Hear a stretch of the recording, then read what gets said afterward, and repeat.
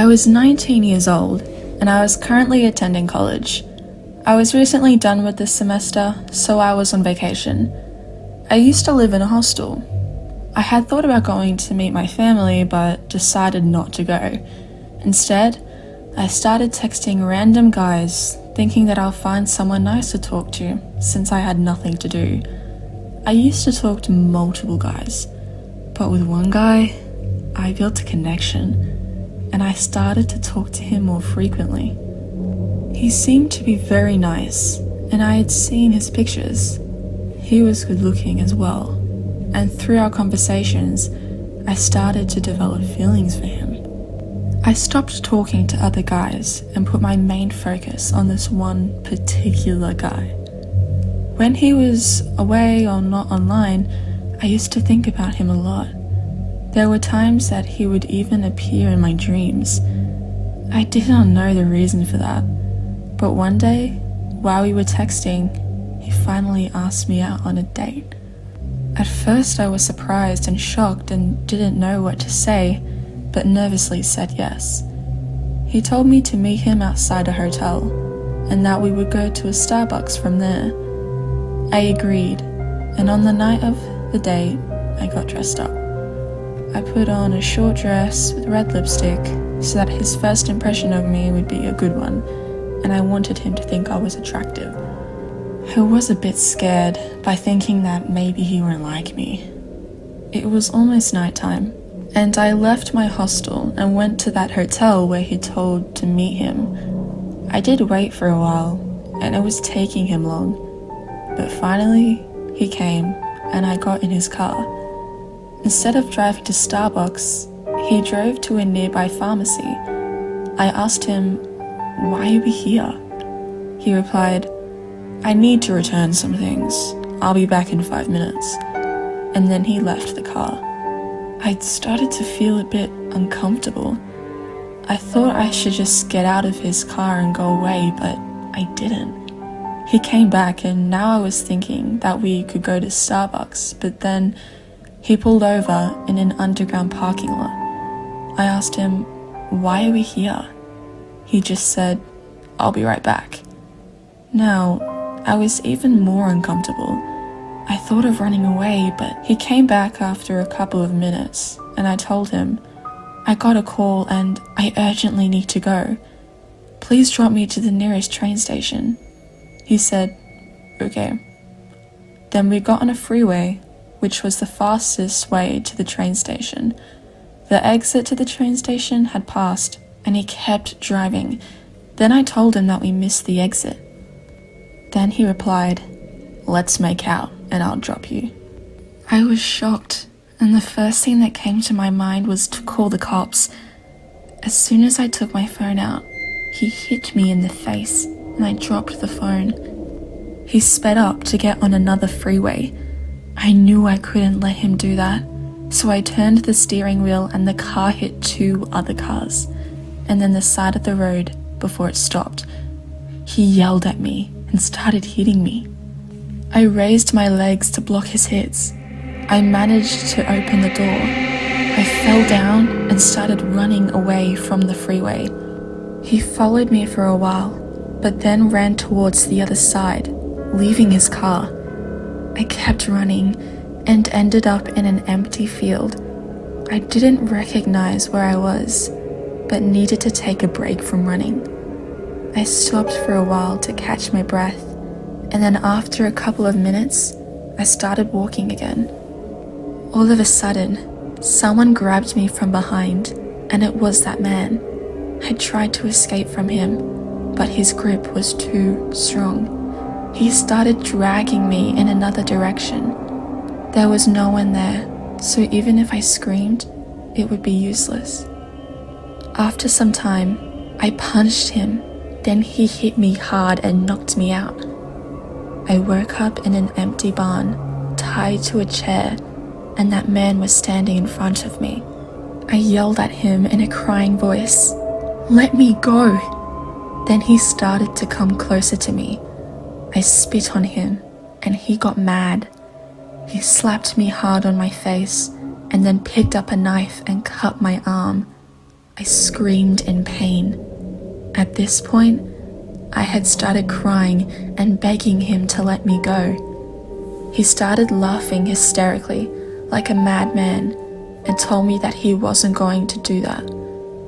Just as I had started to lose all hope, his phone started to ring, and he picked up his phone and left the barn from the front door. This was my chance to escape. I spotted the knife nearby. It was the one he used to cut me with. I grabbed it with my mouth and threw it gently towards my hands.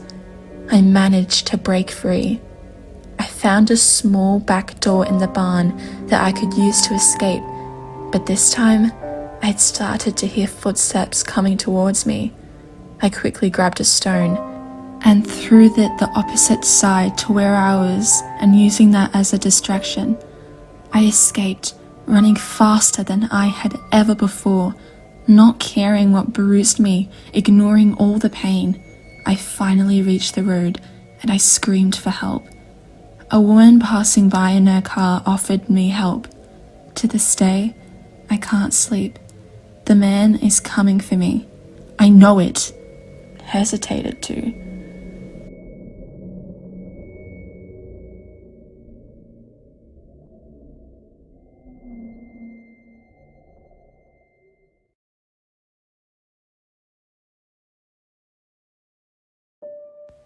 There was a time, a few months back, when I stopped using the app Tinder. I didn't stop because I had found someone perfect for me. I stopped because of an incident that happened with me. I used to use the app on weekends a lot, so I can spend my weekend with someone and enjoy the time. It was because I didn't really have something more fun to do other than Tinder. Sometimes I used to go out with friends and sometimes use Tinder. There was this time when I matched with a guy on Tinder. He seemed to be pretty cute, so I texted him. He replied instantly, and then we started talking for a while. He seemed to be pretty fun. After about 10 minutes, he asked me out on a date. It was pretty early, but I said yes to him. Then he said, "Let's go today in the evening." I replied, "Okay, sure." I continued talking to him for a while, and then I ended the conversation with telling him that I need to get ready. I tried on a couple of dresses from my wardrobe and couldn't really decide what to wear because I wanted to look the best, as I was going out with him for the first time. After trying different dresses for a couple of minutes, I ended up wearing a red dress with heels. I was excited and nervous at the same time. When I was ready, I told him that I'm ready. Then he sent me a location of a restaurant nearby and told me to meet him there. I called an Uber and went to that restaurant. I was looking around for him. He should be sitting at a table of two with one empty seat. He was nowhere to be found. Then I texted him again and he told me that he's outside the restaurant, about to come inside. He came in and we ordered our meal. He did not let me decide what to eat. He was very nice and funny. When our food arrived, I was about to start eating, and then he stopped me and said, "Did you wash your hands first?" I chuckled and said, "Excuse me for a minute," and went to the restaurant to wash my hands. After our first meal, I had started to feel a bit dizzy, and I told him that. He said that he will walk me home. So we started walking to my home, and when we got there, I told him to come inside and that we will have some coffee together, and he came inside.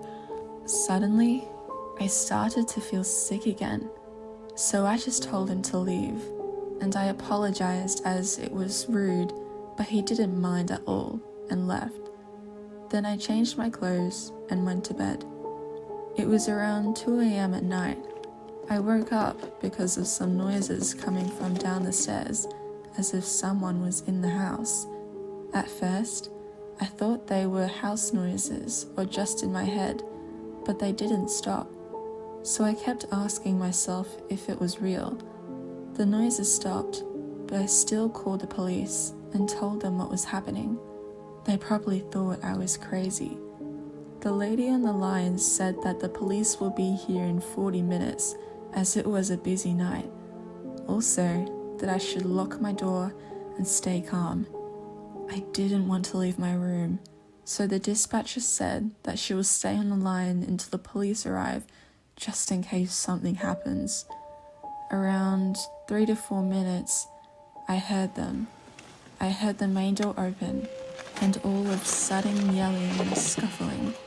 I was terrified. I went down after about a minute or two of silence, and I saw all these police officers arresting a man. I looked at the man. He looked back at me but couldn't see much. Then I turned on the light, and it turned out to be that guy from Tinder. I was shocked. Not only that, the police also found tools which he was setting up, which were mostly used to torture people. I looked into the living room, and all the sofas were covered with plastic sheets and more tools on the table, which was also covered with sheets. What sicko does this? The police told me that he took the keys to my house when he left earlier. I was afraid to sleep at my house that night, so I went to a friend's house. My friend, also a heavy Tinder user, warned her about my experience, but she insisted it was okay and went out that night. Next day, I realized she did not come home. I was alone, made my way downstairs, and it was the same guy from Tinder waiting for me.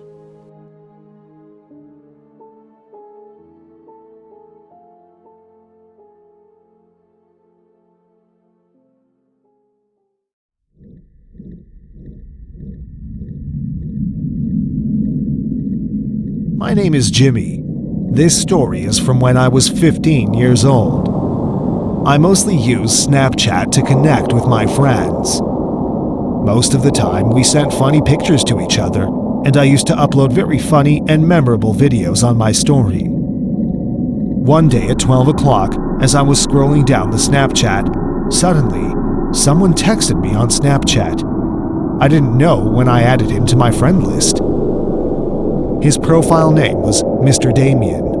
I laughed at his name, and then I thought his name was like the name of a hero that sometimes appears in a strange story. And I think I started talking to him. I started asking a lot of questions.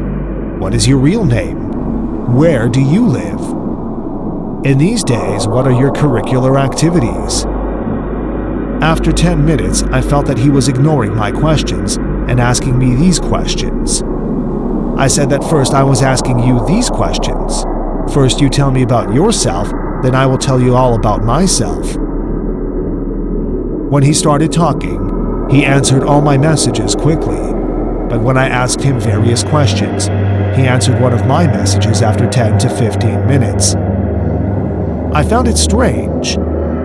He told me that his real name is Damien, and he lives a short distance from my house. I was shocked to hear how he knows my address and location, because I didn't show my location on Snapchat. He told me that he sees me every day when I come home from school, but I didn't understand who he was. I asked him, "Tell me, who are you? Because I've never seen you, otherwise I will block you." Then he sent me different smiling emojis, and then he became offline. I didn't understand who he was. I thought he was one of my classmates, and he was playing with me. So I decided to ask all my friends at school tomorrow who he was. The next day, when I came to school again in my spare time, I asked all my friends about the night talk, but all the friends said they didn't know who he is. I became depressed. As I was returning home, I was looking all the way here and there. I haven't blocked it yet. After last night's conversation, I knew he would definitely text me again. And my thinking came true. At exactly 12 o'clock, he sent me a hello message again. He kindly sent me 4 to 5 messages in which he was just writing hello. Then, 10 minutes later, I answered hi. Then he texted me, "Can I call you?" I didn't want to talk to him, but I wanted to know about it, so I answered him, yes, but I can talk to you for only 5 minutes. Then he said, okay. Then he called me. When I picked up the phone and said, hello, how are you? Then came a terrible sound of laughter from the other side. My brain got stuck, and I quickly canceled the call. My heart was pounding. I was alone in my room. I was sweating. He called me again. Then I quickly turned off my cell phone and sat down on my bed. Suddenly, I saw a reflection of a man on my window. My body was shaking. What was happening to me? I woke up all night wondering why he was calling me. I did not go to school. I have a fever. So my mother gave me medicine and I was resting. I was in bed when I turned on my cell phone and then opened Snapchat. He sent me 30 to 40 messages and said, call me. Hey, call me, Jimmy. I'm waiting for your call. Otherwise, I will kill you. I ran to my mother's room. My father was not at home. I told my mother the whole story. She also got nervous. We were waiting for our father. In the evening, when my father came home from the office, my mother told him the whole story, and I also shared my conversation with this man. My father called the police, and half an hour later, a police officer came to our house. He started questioning me. I think someone is tracking your mobile number and location, he said. He also said that he would appoint a security guard for our house to protect us. And then my dad said I would block that number permanently, and thanked him for his cooperation. And when the police officer left, I first uninstalled this app, and the next day, I went to the franchise with my father and permanently blocked this SIM, and after this incident, I never installed Snapchat and not used it. But still, I didn't understand why he was tracking my address and number and what he wanted from me. Why did he write, I will kill you, even though I didn't know him and never saw or met him? I will never forget this horrible incident of my life.